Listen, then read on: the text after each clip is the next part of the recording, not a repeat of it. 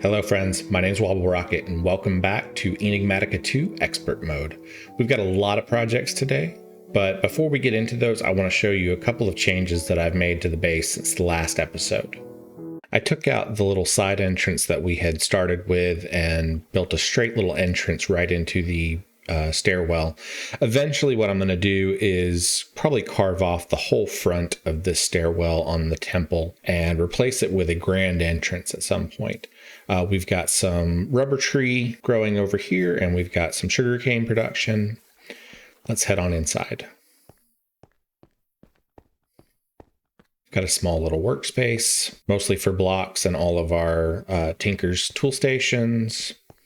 We've got some storage units. I've upgraded a couple of these drawers that we built in the last episode into compacting drawers. These have the nice benefit of if you have an object that can do it, it'll automatically allow you to pull out the compacted version or the deconstructed version. It's also super useful for ingots because they can automatically be pulled into ingot, nugget, or block form. We've got a small little bedroom area over here. Most of this is just aesthetic, but several of these things are functional storage, including the barrels, the cabinets, and of course the chest. I rebuilt and moved our smeltery, and I'm really proud of this. It's not much different functionally than it was before. It's a little bit larger on the interior. But what I did is I took some time and I used chiseled varieties of the seared bricks that this is built with, added a seared glass window along the front, and then just added some seared stairs around the edge for decoration. All of our casting tables and basins are on the left side here with lava storage and a stack going up the side. We've also got like a little work area here with some shelves from WobbleRocket that are just for decoration. I've got a couple of items set on there, but they're really just for aesthetics. I'm not using this for bulky storage or anything like that. I've got dust from all of my different ores in here because I went ahead and constructed a small plate presser, which allows us to double the amount of ores that we're collecting from our mining efforts. If you want to see how this is constructed, I actually have a tutorial video that is set in Enigmatica 2 Expert.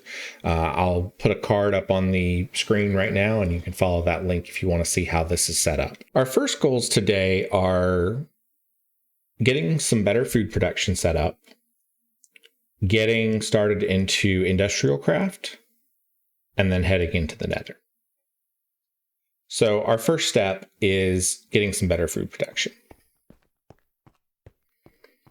I built a small little kitchen area and I've already collected the materials that we need for this.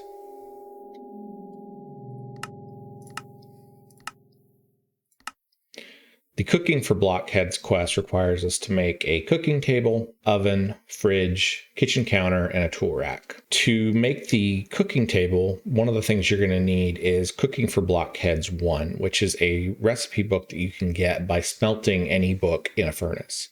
We actually have to turn this into Cooking for Blockheads 2, which we can do by combining it with 2 pieces of diamond and 2 crafting tables. We can make a cooking table by combining 3 pieces of stone, 5 pieces of terracotta, and our new Cooking for Blockheads 2 book in the middle. We need to make our tool rack, which is just made by 3 slabs with 2 iron nuggets at the bottom. To make the oven, we'll need to use 3 pieces of black stained glass, a furnace, and 5 pieces of iron ingots. We'll also need to make some counters by taking a chest, putting 5 pieces of terracotta around the edge, and then topping it with 3 pieces of stone. Finally, we need to make 2 refrigerator blocks, which we can do by adding 2 oak chests with 2 iron doors. We've completed our quest, so let's go ahead and claim our loot chest. And we've got several other loot chests to claim because I did take some time after our last episode and collected several of these materials to upgrade our pickaxe.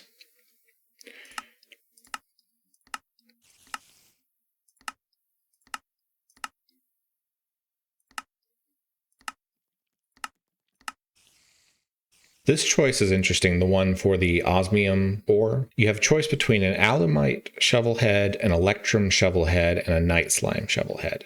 I'm going to pick the alumite shovel head. This allows us to smelt this down into alumite bindings. We can put those on our tools and they'll give it the global traveler trait, which allows us to activate a storage unit, and then anything that we mine with that tool will automatically go into that storage unit. And then with the obsidian sharpening kit, that gives us access to a flint and steel and a splash potion of fire resistance, which we will use whenever we move into the nether. The main benefit of the Cooking for Blockheads kitchen is that all of the storage is connected, and using the cooking table, we can see every recipe that we can make with the food that we have in storage. This allows us to create some foods that we don't already have access to, which will allow us to farm up those hearts that we're going to need.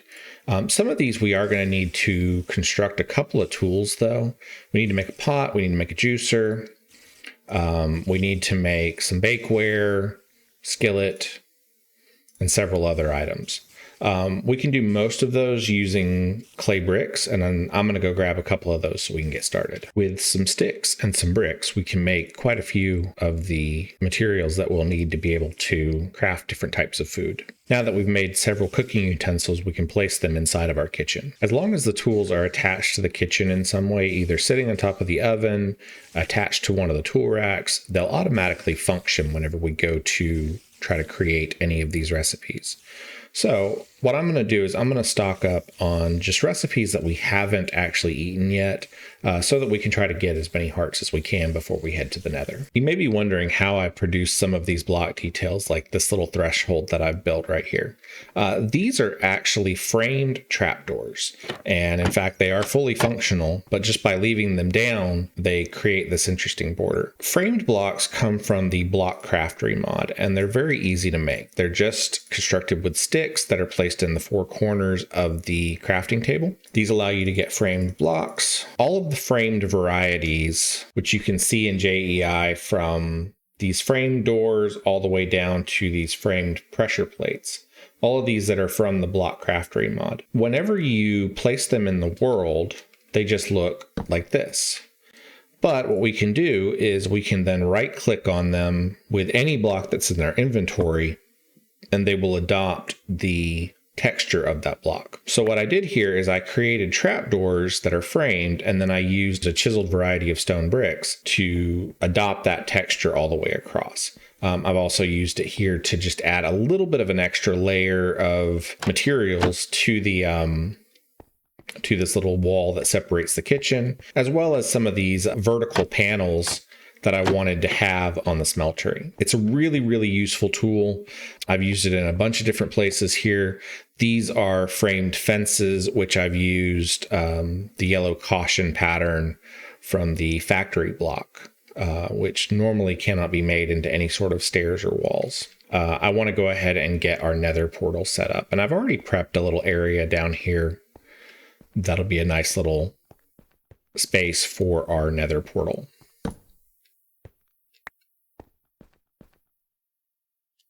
All we need is our obsidian.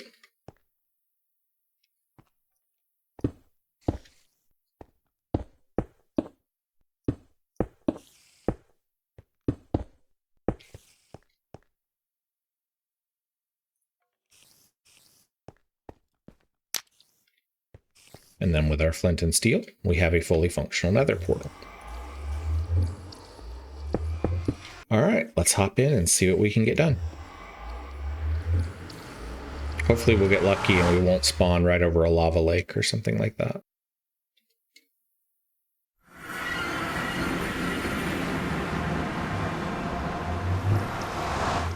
We actually spawned directly on top of a little nether mushroom, so that's kind of neat. Real quick, I'm going to set a waypoint so that I know where my portal is. The waypoints that you can set in the map mod that is included in this mod pack are separated by dimension. So when you're in the nether, you'll only see the waypoints that you've set for the nether. The two things that we're looking for initially here are cobalt and ardite, which is what we'll use to make manulin which is one of the materials that we'll need. We do need to be very careful because zombie pigmen in the Nether will start attacking us if they catch us mining some of the ore here. And once they start attacking, it's very difficult to get them to stop. Otherwise, they pretty much ignore you. I really like the new texture that the Nuclearcraft mod pack gives them. While I'm here, I also want to try to get some quartz and some glowstone if we can. There's a lot of zombie pigmen down this way, so we're going to be very, very careful. Try not to make these guys angry.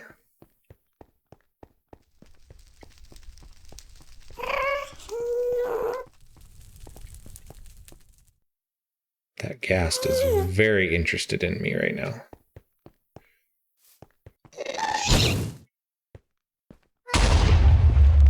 Yeah, too interested in me.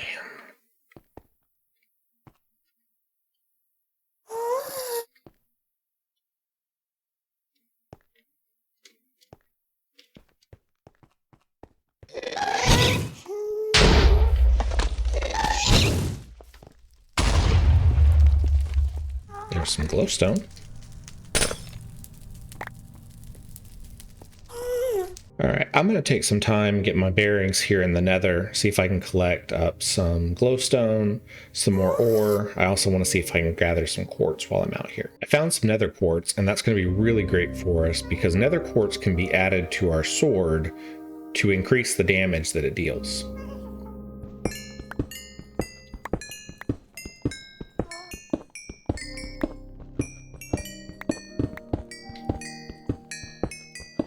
It also has a tendency to spawn in very large veins, so you can quickly gather quite a lot of it.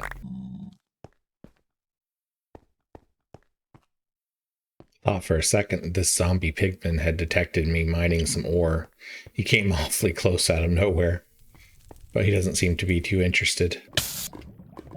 Oops. Thank goodness for our fire charm, which took out the fire damage. Now if I'll just stop burning any second now. There we go. I've actually been trying to get this video put out several times over the last few days, and things have just kept coming up. My dad unfortunately took a pretty nasty fall the other day. He had hip surgery a couple months ago, and so we were really concerned that he might have broken something. But thankfully he didn't. He'll be sore for a good while, but hopefully he'll bounce back pretty quickly. I really don't want to piss off this pigman. They have a tendency to call their friends if you make them mad. There's a blaze down there that we can kill, though. Oh, he's coming up to us. Did I bring my... I did not bring my bow. I'm getting really bad at that.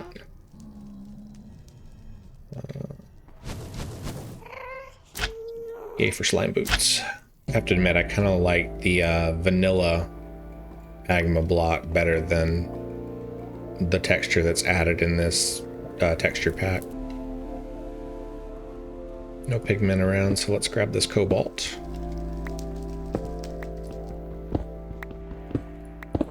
And ardite.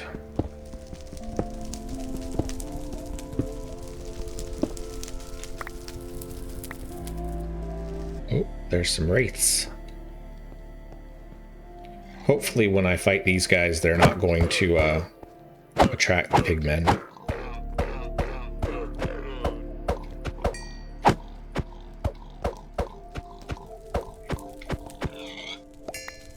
Wraiths are added by the Quark mod, and they drop soul beads.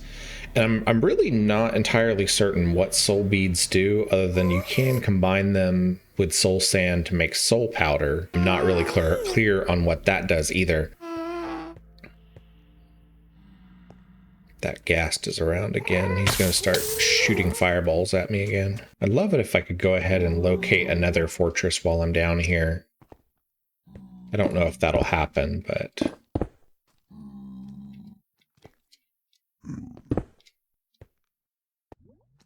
Here comes another wraith.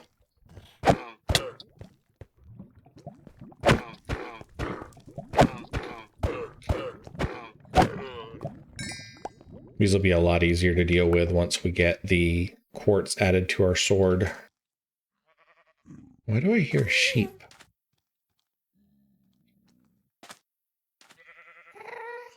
Here comes the Wraith. Oh. Because the Wraith is making sheep noises.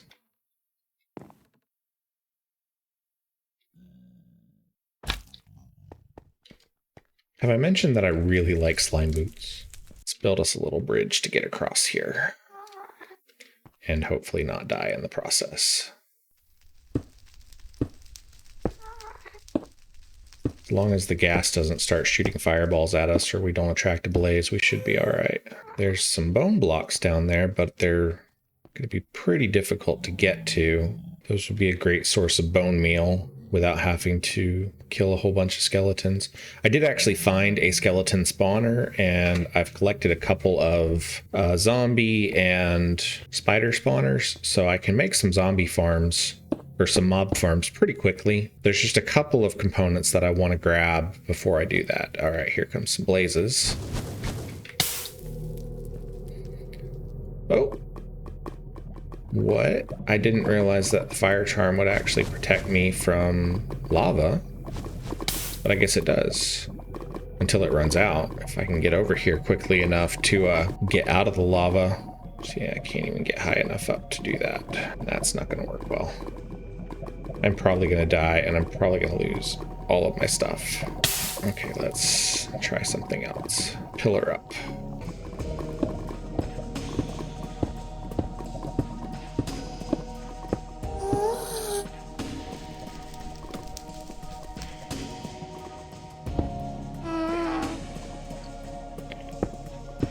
Let's do something quickly before we die.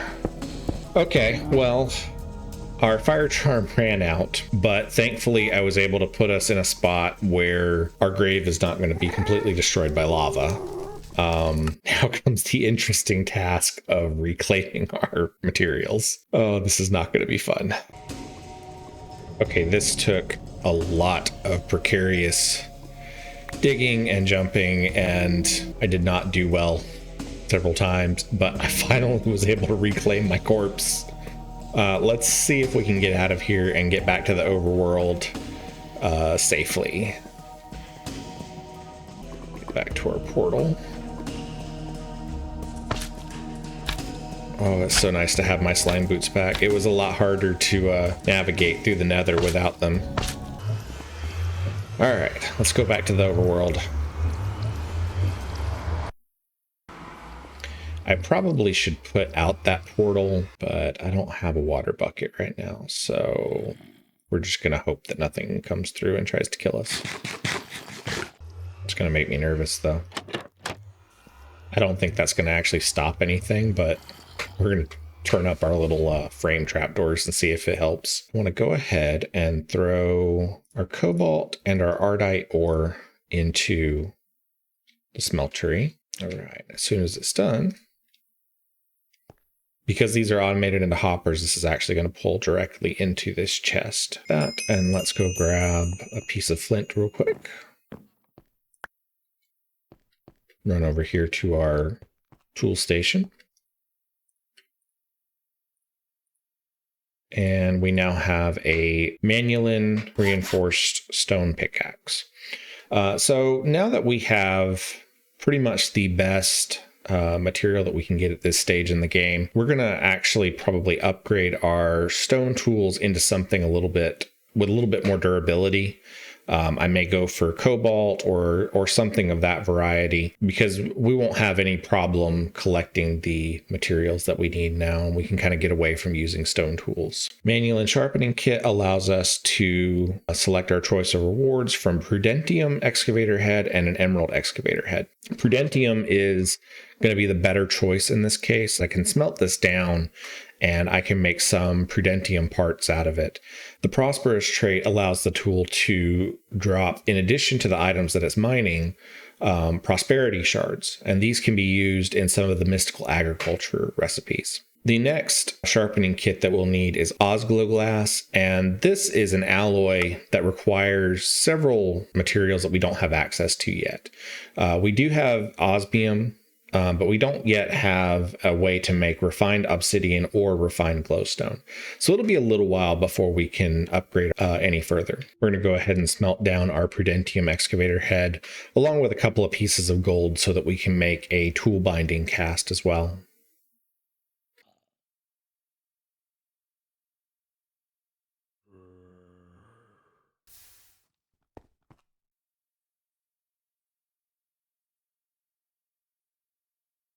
Went ahead and attached the Prudentium binding to our stone pickaxe. I also want to go ahead and stick a bunch of this nether quartz on our sword so that the next time that we go into the nether, we'll be able to deal a lot more damage. You can see that just by adding a single stack, it increases the damage from 5 up to 7.37. Which is a substantial increase, but we can actually push that even further by adding more. So now our stone broadsword deals 10.34 damage instead of the 5 that it was dealing before.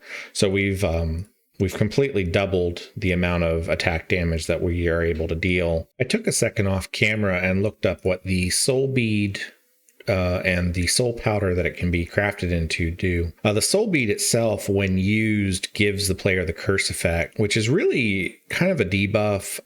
It actually makes monsters spawn in a 64 block radius, regardless of light level. I suppose it probably has some uses if you don't have a mob farm and you're looking for some way to quickly gather a lot of materials for that. But if you craft the soul bead with 3 pieces of soul sand, it turns into soul powder. And soul powder, whenever it is used in the nether, actually will indicate the direction of the nearest nether fortress, which is really, really helpful. So let's go hop back into the nether and try it out real quick.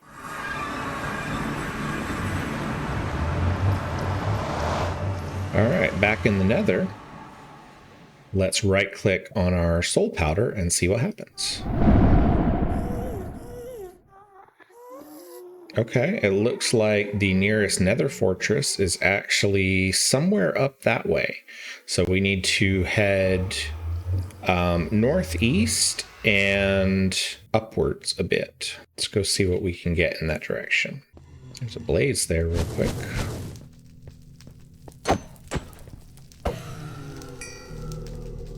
Those guys are a lot easier to fight with the new additions on our sword. Okay.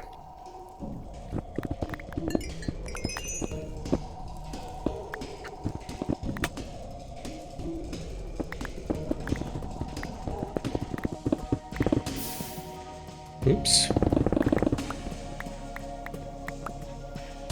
That was close. Let's go ahead and repair our pickaxe before it breaks and we end up not being able to get away from the lava. I'm worried that I might end up coming up right underneath a lava lake, and without my fire charm, that's going to be a big problem. I'm hoping this will open up again and then we can use our another one of our soul powders and see if we can figure out where we need to go from here to get to the nether fortress. Let's use one of these soul powders and see which direction we need to go. Okay, looks like we need to go this way. We've only got 1 soul powder left, so we may need to find ourselves some wraiths so that we can make some more pretty soon. This is probably a very dumb idea. What's that rule number 1 about Minecraft? Never dig straight down? Okay. You can see that there's a lake down here. So maybe we can break through. Looking at my mini map, it looks like there's a lava lake somewhere nearby. There we go. Okay, let's get a better view of things and see if we can spot that nether fortress. I think that might be it right down there. Whoa, well, something hit us. Couple of blazes. I need this blaze to leave me alone. All right.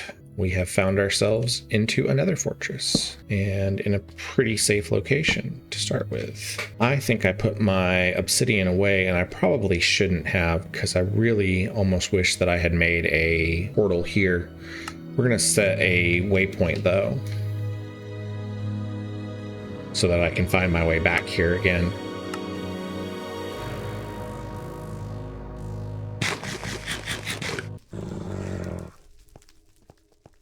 Not sure what's growling down there, but I don't like the sound of it.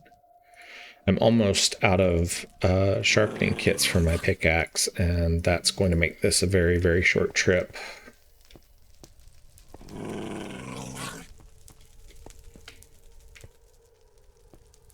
There's some nether wart down here, though.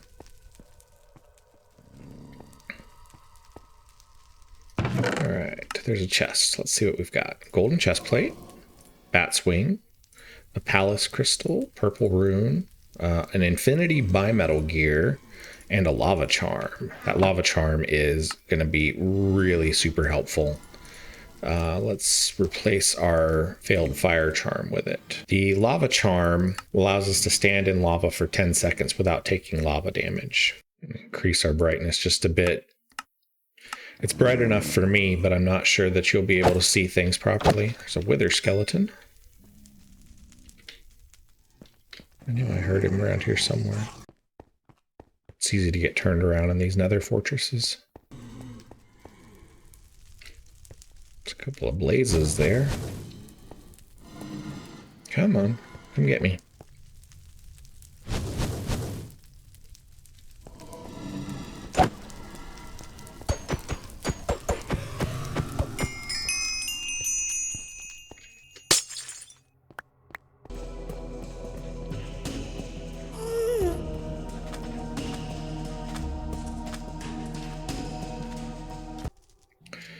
All right, with our pickaxe nearly destroyed, I'm going to go ahead and head back to our portal.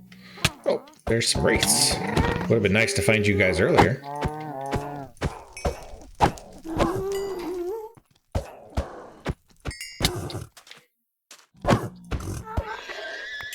Oof. All right, so I'm going to head back to our portal and repair our tools and everything else. All right, friends, I wanted to get to IndustrialCraft today, but we've kind of run out of time. This video is getting a bit long. So I think I'm going to save that until our next episode. We'll also get into Immersive Engineering in our next episode as well. If you're enjoying this series, I hope you'll check out some of the other videos on my channel. I've got a playlist of Enigmatica 2 expert tutorials where you can find out how to set up the small plate presser that we mentioned earlier in this episode, along with a couple of other systems that you'll see throughout the series. Thank you so much for watching. My name is WobbleRocket. I'll catch you around.